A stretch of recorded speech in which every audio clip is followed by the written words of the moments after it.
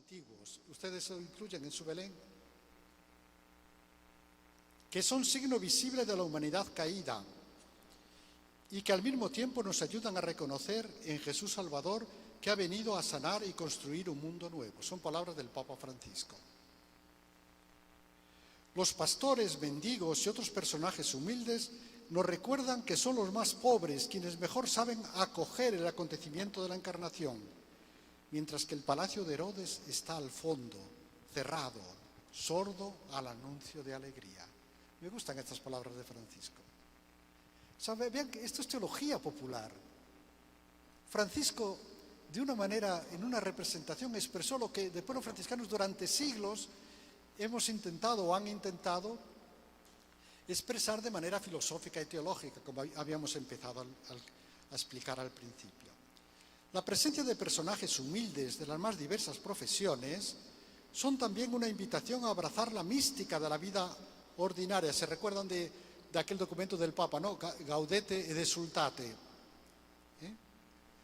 cuando hablaba de la Coca-Cola y de los jeans. Bueno, que se centra en las relaciones de cada día, crece con pequeños gestos e impulsa a realizar acciones ordinarias de manera extraordinaria. Así la han vivido tantas personas desconocidas o olvidadas. Estoy recogiendo frases de Gaudete ed exultate. Francisco de Asís quiso mostrar el sentido profundo de aquella representación de la Navidad, celebrándola unida a la Eucaristía, aunque hace notar que son dos cosas distintas. En efecto, ¿cómo hace notar Francisco que son dos cosas distintas? Celano nos dice que Francisco está de pie ante el pesebre, mientras que el sacerdote celebra la misa sobre el pesebre, pero las celebra al mismo tiempo. El niño que nace en Belén es el mismo niño que después viene en las formas de pan y de vino. Todo el misterio pascual está ahí representado. Ese niño que nace nos salva en la cruz y regresa glorificado en el altar eucarístico. Belén, cruz y altar son inseparables. Francisco pone en evidencia ese vínculo encarnación-Eucaristía que también solía subrayarse en aquella época. El niño recostado en el heno que comían los animales será para nosotros el pan bajado del cielo. Así que el hecho de poner al niño en el heno nos está recordando la Eucaristía. Ahí es donde comen los animales y ese niño será nuestro pan. Este simbolismo lo expresaba San Agustín diciendo: puesto en el pesebre, se convirtió en alimento para nosotros. También San Francisco subraya que diariamente ese misterio de la Encarnación se hace presente en la Eucaristía, donde Cristo muestra su sublime humildad, escondiéndose bajo una pequeña forma de pan. En Belén se escondió en la forma de un niño necesitado. En la Eucaristía se esconde en un alimento sencillo, el pan y el vino. Ved que diariamente se humilla, dice Francisco, como cuando desde el trono real vino al útero de la Virgen. Diariamente viene a nosotros el mismo, apareciendo humilde. Diariamente desciende del seno del Padre sobre el altar en las manos del sacerdote. Nos dicen sus biógrafos que Francisco de Asís meditaba continuamente la humildad de la Encarnación y la caridad de la Pasión. Tal vez no sea una casualidad que el próximo gran evento que conocemos de su vida sea la impresión de los estigmas de la Pasión. Esto que celebraremos el año próximo, el centenario de los estigmas. De hecho, Bonaventura reduce ese tiempo a unos pocos días para subrayar que los estigmas fueron la plena confirmación de la regla. Como ven, regla, grecho, estigmas están unidos. Y para representarlo, Bonaventura acorta el tiempo. Dice, unos días después. No, no fue unos días después, pasaron meses. Pero para representar eso, ¿saben? En las representaciones artísticas del medievo también jugaban con el tamaño de las imágenes, según la importancia. A unos los hacían más grandes, a otros más pequeños. Pues, hablando del tiempo también. Bien, Francisco de Asís quería mostrar la presencia del Verbo encarnado, no solo en las relaciones humanas, sino también en los demás aspectos de la creación. El pesebre de Grecho simboliza la santificación que el misterio de la Encarnación opera en todas las criaturas, todas. Y recuerden que Francisco tenía una predilección especial por las más sencillas, las más humildes. Apartaba los gusanos para que no los pisaran. Quería que dejaran hierbas silvestres, que el jardín no fuera solamente para las flores. Simboliza esa santificación. Allí están presentes los animales y los seres inanimados, heno. Todos los demás seres, la selva, la roca, se unen al gozo de esa venida. Los tiempos mesiánicos en que la fraternidad cósmica será plena ya han iniciado en Belén. Por eso Francisco invita a una gozosa celebración con todas las criaturas. Estas son las palabras de él en el oficio de la Pasión. Este es el día que hizo el Señor. Exultemos y alegrémonos en él. Alegres en los cielos y exulte la tierra. Conmuévase el mar y cuanto lo llena. Se alegrarán los campos y todo lo que hay en ellos. Cantadle un cántico nuevo, cantad al Señor. En este texto que les acabo de leer, Francisco usa expresiones englobantes. Dice el mar y cuánto lo llena, o sea, todo. Los campos y todo lo que hay en ellos, para subrayar que nada de la creación queda excluido. El Papa Francisco recuerda también la sacramentalidad de la creación. Toda la creación es un sacramento, un protosacramento. Bueno, en realidad, Rahner, cuando habla de protosacramento, pero bueno, esto lo explicaremos en otro momento. Pero en forma analógica podemos decirlo también. Cuando afirma que se da una manifestación divina cuando brilla el sol y cuando cae la noche. Tener esta capacidad contemplativa. Yo recuerdo un formador, cuando yo era estudiante, nos llevó un día al campo, nos mandó sentar en verde, en un prado, y nos dijo, ahora en silencio vais a escuchar cómo crece la hierba. Yo dije, este se ha vuelto loco. Pero, ¿sabéis? Fue una bonita experiencia. O sea, tratar de sintonizar con la creación. Tratar de percibir. Somos escuchar. Quienes escuchan la palabra. Toda la creación espera con ansia la revelación de los hijos de Dios y por eso resuena y responde a los gritos de júbilo de la asamblea. El clamor de la tierra maltratada por nuestros pecados encuentra en Francisco un hombre, un hermano que escucha su grito. Él acoge a todas las criaturas como hermanas y éstas le responden con afecto. Recuerden, la creación es un espacio de diálogo y las nuestras son 4 relaciones. Con Dios, con nosotros mismos, con los demás y con la creación. Estas son las 4 relaciones. El respeto que sentía por ellas le lleva a personificarlas. Y dice, habla del Señor hermano Sol, de la hermana Madre Tierra.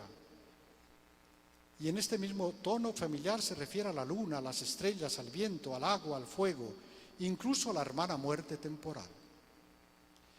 Este texto de Leonardo Bosch me gusta. Dice, la pobreza no es pobreza, sino la señora dama pobreza. Las virtudes no son virtudes, sino que son la reina sabiduría, la santa hermana caridad, la pura simplicidad. La alondra no es la alondra, sino la hermana alondra. El hermano lobo, el señor hermano sol, la madre y hermana tierra, hay en la raíz una experiencia religiosa de la paternidad universal de Dios. Una profunda experiencia afectiva que le introducía en una fusión cósmica con todos los demás elementos. Recuerden lo que dijimos al principio. Dios es amor y todo es para el amor. Todo lo que somos, todo lo que tenemos es porque hemos sido amados, porque alguien nos llamó a existir. Nosotros no podíamos merecer nada, no es cuestión de mérito, es cuestión de gratuidad. La inclusión en el Belén de muchos elementos naturales, montañas, riachuelos, ovejas, vegetación, es una buena forma de expresar nuestra sintonía con las hermanas criaturas, pues también ellas participan en la fiesta natalicia. Yo les invitaría a que este año, cuando hagan el Belén y vayan colocando los personajes, digan, mira, pues estoy hablando de que todos somos hermanos. Y cuando colocan los elementos naturales, nada de la creación es excluido. Ustedes están haciendo teología, haciendo el Belén. Porque Francisco es un teólogo popular. Después los que nos dedicamos a estar sentados delante de los libros, lo expresamos que también es necesario eso. Pero esta representación es importante. En la encarnación del Verbo, Francisco de Asís percibía la bondad de la creación y la ve como espacio de encuentro con Dios y con las criaturas. Sabe que en ese hogar común todos somos hermanos y hermanas, porque hijos del mismo Padre. Claro, aquí entra una cuestión que algunos se han quejado. Dice, ¿todos somos hermanos, todos somos hijos del Padre? Entonces, ¿el bautismo en qué queda? ¿No nos han dicho que tenemos que bautizarnos para ser verdaderos hijos del Padre? Es cierto que el bautismo nos inserta en una relación filial más profunda, pues con él somos liberados, dice el Catecismo, del pecado y regenerados como hijos adoptivos de Dios Padre, convirtiéndonos en miembros de Cristo.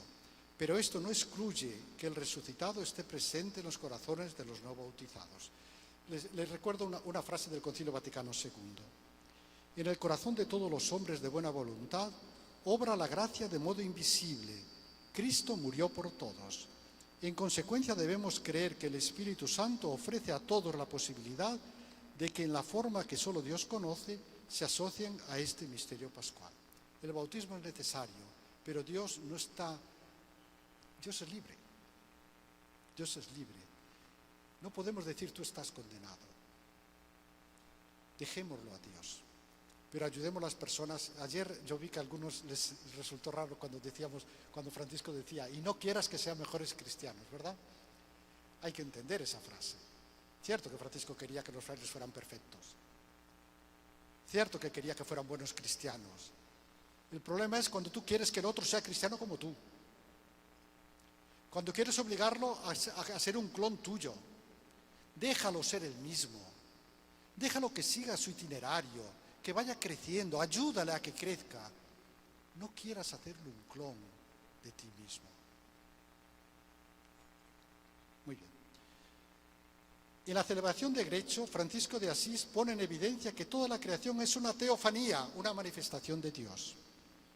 Una manifestación de la bondad de Dios. Esta visión positiva de todo lo que existe. En ella podemos percibir la presencia de la palabra hecha carne, pues toda criatura lleva en sí una estructura propiamente trinitaria. Esto lo dice la Laudato Si recogiendo a San Buenaventura. San Buenaventura dice que toda la realidad tiene una estructura trinitaria, solamente que el pecado nos ha nublado la vista, pero antes de pecar éramos capaces de percibirlo.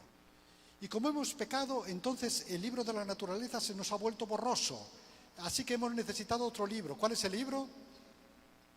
La Biblia. Pero recuerden bien que la palabra de Dios es mucho más que la Biblia. La palabra de Dios es el Verbo, la segunda persona de la Santísima Trinidad. ¿Sí? En efecto, todo ha sido creado según el modelo divino trinitario y por tanto es una trama de relaciones, dice la Laudato Si. Celano describe la celebración de Grecho como una experiencia gozosa, visual y emocional. Aquella noche resulta placentera y además resplandece como el día. Abundan las expresiones sensitivas que también suelen usarse para describir la experiencia mística. Gustar, saborear, miel, dulzura, voces que resuenan, himnos de alegría, cantos de júbilo, tierna afección. Recuerden que Francisco estaba enfermo, desilusionado de sus frailes. Lo estaba pasando muy mal. La verdad que no lo aparenta. Se expresa así que esa experiencia envuelve a todo el ser humano, con sus sentimientos corporales, vista, oído, gusto. La similitud que Celano indica entre la voz meliflua de Francisco y el balar de una oveja, incluso dice que está como saboreando las palabras, dice Jesús y después saborea esa palabra, podría indicar una unión mística con el Cordero de Dios. Habla como una oveja porque está en sintonía con el Cordero. La asamblea contempla con sus propios ojos, también con los interiores, y puede tocar el misterio. También Francisco, al pronunciar niño de Belén o Jesús, se pasaba la lengua por los labios, como si gustara y saboreara. Su lenguaje corporal es tan expresivo que había convertido en lengua todo su cuerpo. Ya les dije el otro día que él era italiano, así que no es extraño que fuera tan expresivo. Francisco de Asís prefiere centrarse en lo concreto y suele evitar términos abstractos. Bien, esto lo dejamos. Cuando quieren resaltar el significado profundo de la Navidad, recurren a narraciones simples. Por eso dice, añadió que en este día hasta las paredes coman carne. Y ya que no pueden, que a lo menos sean multadas por fuera. Francisco, un teólogo popular, lo expresa de manera sencilla. No usa esas expresiones, unión hipostática, persona, pero se emociona ante la humildad y pobreza del niño. No recordaba sin lágrimas la penuria que rodeó aquel día a la Virgen pobrecilla, la falta de todo lo necesario en Cristo su Hijo. Bueno, yo sé que los 3 minutos tal vez los acabé, pero me encantaría por una vez terminar. Aunque abuse de su paciencia. Hemos visto que en la celebración de Grecho, Francisco inspira algunos de los grandes temas que después desarrollará la tradición teológica franciscana. El misterio de Dios como amor generoso, la primacía y centralidad de Cristo, la percepción de todo lo existente como una familia, la bondad y sacramentalidad de la creación. Estos grandes temas franciscanos están presentes en el pesebre. Como en Grecho, también hoy necesitamos una fe profunda, que nos ayude a ver el cielo estrellado en medio de las tinieblas de la noche. En una sociedad consumista e hiperacelerada, tenemos que volver metafóricamente al refugio de Grecho, para escondernos en la roca y dejarnos envolver en el silencio. Son palabras del Papa Francisco.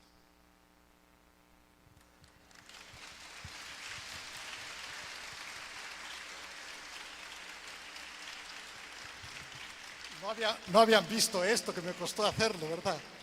El final, el the end.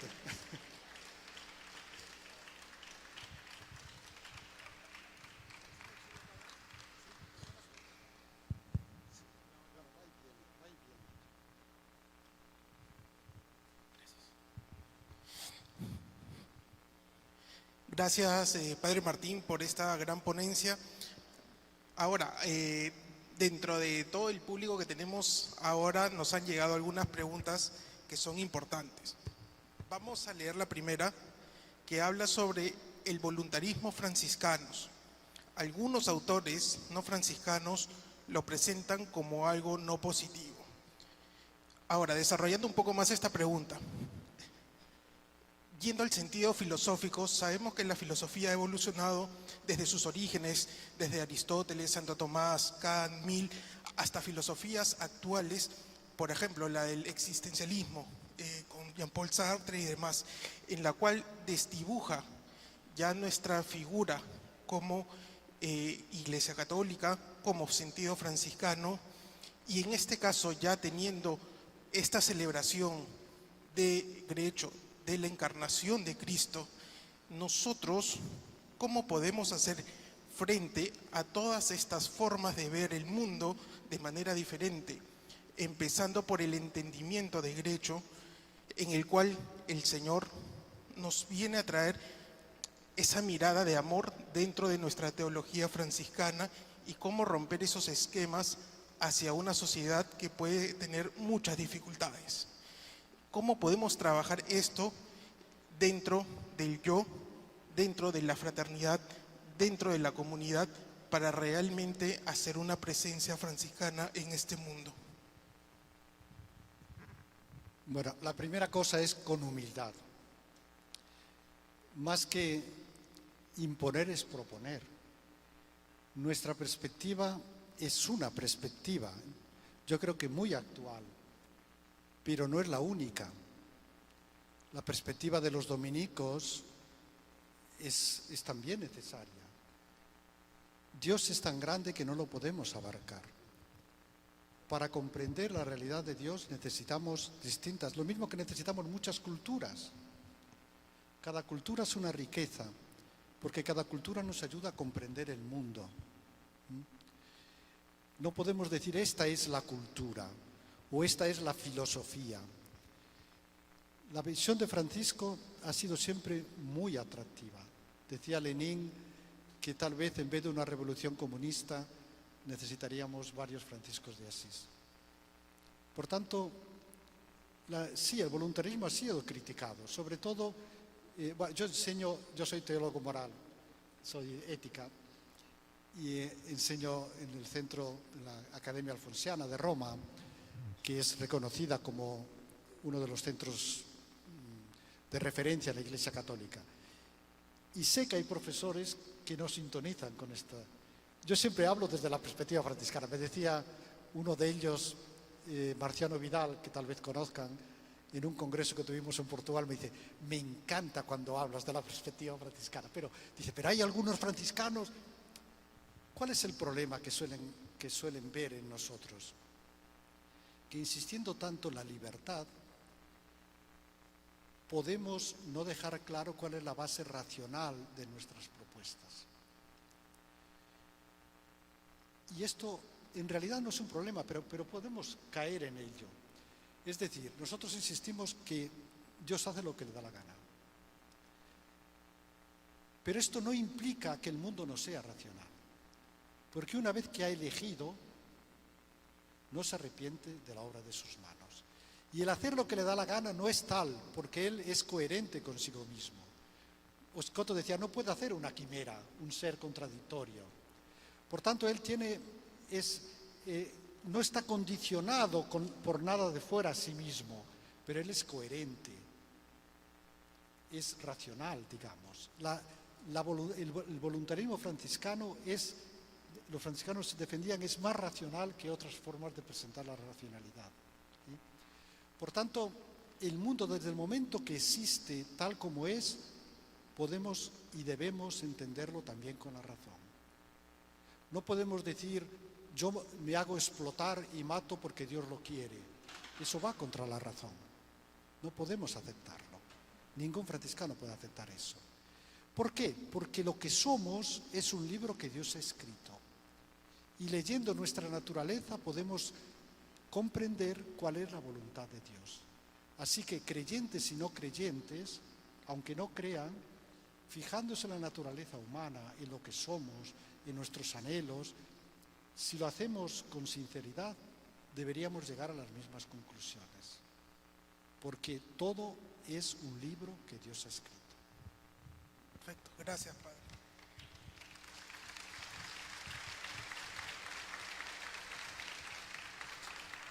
Yendo en la misma línea de pensamiento de la racionalidad de nosotros como personas, más aún como franciscanos, acá tengo otra pregunta también que habla sobre la propia Navidad, sobre la representación que al día de hoy se ha vuelto en muchos casos y por cambios de la cultura en los últimos años como una fiesta a veces muy material en la cual se pierde el significado. Nos preguntan cómo podemos explicar cuando nos preguntan que va a venir Dios, cómo le damos este mensaje a veces teológico a una persona muy sencilla, muy humilde, a nuestros hermanos que pueden ser hasta quechohablantes, que es parte de algunos dialectos autóctonos de nuestro Perú, en la simpleza y en la sencillez de su vida del día a día. Sí, yo creo que la sintonía con la naturaleza, que los pueblos indígenas, ya este año uno de los cursos que tengo programado es la ecología, ecoteología a partir de los pueblos indígenas. Yo creo que esa sintonía con la naturaleza, esa sensibilidad con la madre tierra. Para Francisco es hermana madre tierra, porque no es solamente madre, sino también hermana, es una criatura. Yo creo que ese es un punto de encuentro con estas culturas. Y el pesebre nos está hablando de eso. Ahí está representada toda la naturaleza. Por tanto, creo que la celebración de la Navidad tenemos que conseguir recuperar ese sentido de sencillez, sentido de sintonía, sentido de relacionalidad. Somos para el séptimo día en que el niño jugará en el áspid con la serpiente y no le hará daño, en que habrá armonía en toda la naturaleza. Es decir, en el día en que las 4 relaciones del ser humano serán plenas. Pues la Navidad es intentar que eso se recupere. Lo mismo que decíamos el otro día del domingo. El domingo a veces lo hacemos en una lógica muy puntillosa de decir, yo no trabajo, yo no hago nada material y ya con eso cumplo el domingo. No, el domingo es si tú cultivas las 4 relaciones fundamentales. La Navidad será Navidad si tú consigues que en tu vida te ayude a sintonizar con esas 4 relaciones. Es decir, la relacionalidad más que el hacer cosas. Perfecto, muchas gracias. Y para culminar esta parte de preguntas, porque ya estamos justo con el tiempo, hay una de ellas que habla sobre el concepto, o como dice Dios, es todo amor. A veces se ignora que el amor también es justo, misericordia y justicia. Y ahondando un poco más en esta pregunta, dentro de la familia franciscana, entendiendo el amor como esa entrega total hacia la otra persona, nosotros tenemos esta comisión de justicia, paz y la integridad de la creación. ¿Cómo nosotros, desde este entendimiento de la encarnación de Cristo, que nos viene a traer este amor hacia todos nosotros, cómo podemos desarrollar estos otros valores que ya vienen dentro de nuestra espiritualidad franciscana desde el mismo Francisco, que el día de hoy ya ha sido más desarrollado en el venir de los tiempos, desde el Concilio Vaticano II hasta el día de hoy, con las diferentes encíclicas que han ido también brindándonos la Iglesia Católica? Sí, la relación entre amor y justicia, ¿verdad? Sí, bueno, a lo mejor, me voy a levantar un poquito, volviendo un poco al modo que hacía Francisco, a lo mejor con un diagrama resulta más fácil de comprender, ¿verdad? A veces se ha representado así, se pone debajo amor, caridad, después primero justicia, después una línea y después amor. Primero tienes que ser justo y una vez que seas justo puedes empezar a amar, ¿verdad? Lo pueden poner en manera vertical o en manera horizontal. Primero la justicia, después el amor. Si no eres justo, no puedes ser caritativo. ¿Estás de acuerdo con eso? Sí, yo no. Yo no. ¿Por qué? Porque si separamos, ponemos primero justicia. O sea, tienen razón, pero hay que explicarlo. Estoy de acuerdo, pero hay que explicarlo. Intento provocar un poquito. No se me enfaden, por favor. No se me enfaden. Si separamos la justicia del amor, primero justicia, después amor, la justicia se convierte en dura. Dar a cada uno lo suyo. Eso es la definición que se suele dar, ¿verdad? ¿Y qué es lo suyo? Pues una cosa material o un buen palo. Tú las has hecho, las pagas. Has hecho un crimen a los 15 años, estarás en la cárcel y te ejecutaremos a los 40. No importa si te has arrepentido. Esa justicia sin caridad no es cristiana. Y se suele representar con una balanza, ¿verdad? En que se mide el equilibrio. Y en la Biblia no se representa así. ¿Cómo se representa en la Biblia la justicia?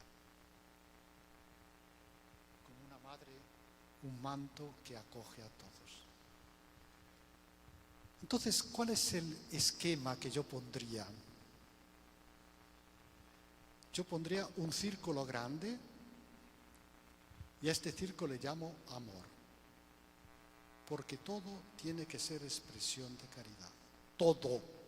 Dios es amor y todo ha sido creado para el amor. Así que el círculo es grande. ¿Y dónde coloco la justicia? ¿Fuera del círculo? No. Dentro.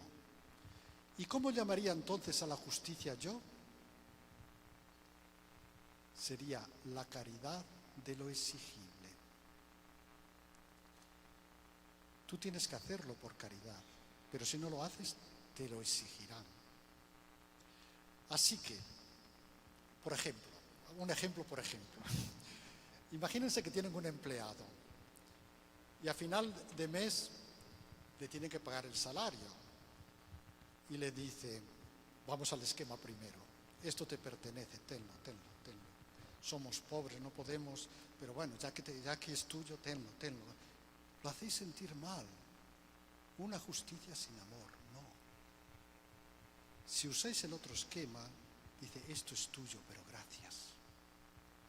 Nos has hecho un gran favor. Te pertenece, es tuyo. Te lo has ganado, pero gracias. Justicia dentro de la caridad. Todo tiene que ser expresión de caridad. Todo. Si a la caridad la separamos de la justicia, se convierte en sentimentalismo. Ay, cuánto te quiero, pero ya te puedes morir tranquilo, no te preocupes. Justicia y caridad tienen que ir juntas. Somos hijos del amor y todo lo que hagamos tiene que ser expresión de amor, también la justicia.